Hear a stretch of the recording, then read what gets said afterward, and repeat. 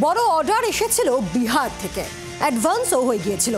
সেই মতো গাড়ি বোঝাই করে মালও পাঠানো হচ্ছিল। কিন্তু মাঝ রাস্তায় যা ঘটলো তা শুনে মাথায় হাত ব্যবসায়ী। গায়েব টন টন আম। বাংলার গাছপাকা আম যাচ্ছিল বিহারে, একটু আধটু নয়, ঝুড়ি ঝুড়ি। সেই আমি মাঝপথে উধাও।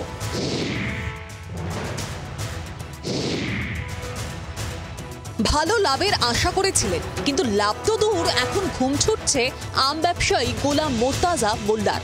তার দাবি বিহারের বেথুয়া থেকে বড় অর্ডার পেয়েছিলেন, মিলে গিয়েছিল ৩.৫ লক্ষ টাকা অ্যাডভান্স।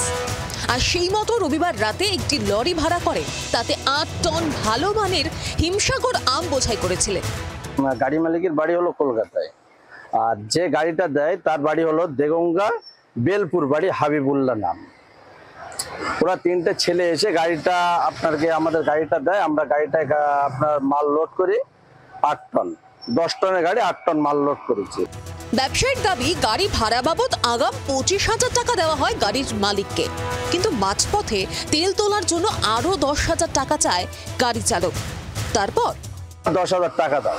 তারা বলছি না, এখন এই মুহূর্তে আমাদের ফোনে টাকা নেই, আমরা দিতে পারছি না, তুমি যথারীতিভাবে মালটা নিয়ে যাও, কাঁচা মাল ভাই নষ্ট হয়ে যাবে, ওখানে পৌঁছে যাবার সাথে সাথে তোমাকে টাকা পেমেন্ট করা হবে।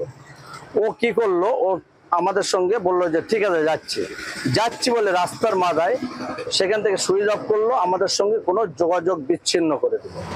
মাঝপথে লক্ষাধিক টাকার আম সহ লরিটি উধাও হয়ে যায় বলে অভিযোগ আম ব্যবসায়ী। যে চাষিদের থেকে আম কিনেছিলেন মোর্তাজা, পাওনা চেয়ে সেই চাষিরা চাপ দিতে থাকেন। রাস্তায় গায়েব হয়ে গেছে। কতটা আম? 8 টন। 8 টন আম কি পাকা আম? পুরো পাকা আম। আপনার ঈদ কুরবানি দেবো বলে এখানে দিয়েছি, লগত পয়সা দেবে বলে নিয়েছে, জামা কাপড় কিনতে হবে বাচ্চা কাচ্চাদের, সেই যে আম লুট হয়ে গেছে। কি চাইছেন? টাকা লাগবে, টাকা চাই আমরা ঝাঁকে দিচ্ছি, টাকে ধরছি এখন। মাটিয়া থানায় গাড়ির মালিক ও চালকের বিরুদ্ধে অভিযোগ দায়ের করেছেন আম ব্যবসায়ী। তদন্ত শুরু করেছে পুলিশ। ঘটনায় আতঙ্কিত বসিরহাটের আম ব্যবসায়ীরা।